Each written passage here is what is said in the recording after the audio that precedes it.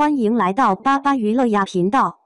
请订阅频道，所以大家不要错过当天最热门的新闻。我们今天的时事通讯包括以下内容：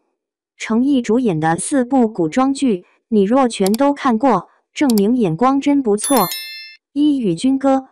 男主外表羸弱无能，实则忍辱负重，胸怀大志，表演细节诠释得很到位。女主初看傻白甜美女，但勇敢果断正义的天性很讨人喜欢，是一个成长型人设。失意的伏笔应该在后续有所体现，最终会脱落为一个真正辅佐君王的成熟的执剑人。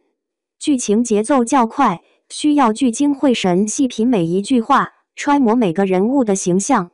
皇上和太监两人步步为营，螳螂捕蝉黄，却在后的戏码轮番上阵，前期很难判断出场的角色是否有更深一步的意义所在，所以剧情十分值得推敲，不单单是一部无脑古装甜剧。二沉香如屑，君是君，臣是臣，君要臣死，臣不得不死的皇权儒家作风，被贯彻到仙侠剧里如此自然。晨曦园里的九臣，手下10万天兵在前线入魔，他居然可以不问缘由，毫不留情地按照天规将这10万天兵就地正法，甚至连自己一起就地正法。此后九臣对天兵家属冷若冰霜，害得天兵的女家眷像冤魂一样缠着九臣和女主，不停地找他们所爱兼索命。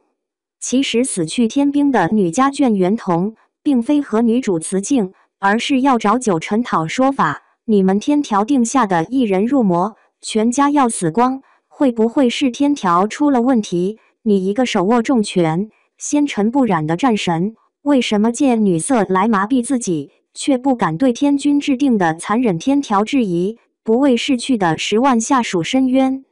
三琉璃，在人物设定和剧情走向上贴合原著，画风唯美，男主在空中拿出笔画符的特效也很有新意，服化道方面也充满中国韵味，仙侠世界的那味儿是有了。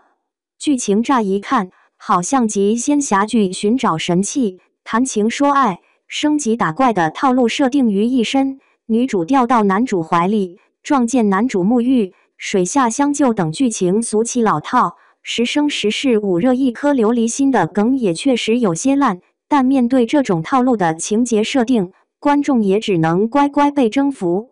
四莲花楼，因为李莲花与梅长苏的人生相似之处实在太多了，但又决然不同，两人就像是走了同一根命运的线，中途分了叉，走向2种不同轨道，最后却又重合在了一起。先来说相似之处，李莲花与梅长苏二人都曾经是鲜衣怒马、天赋绝伦、精彩绝艳、武功高强的少年郎。少年成名，年少轻狂，心比天高，然而命比纸薄。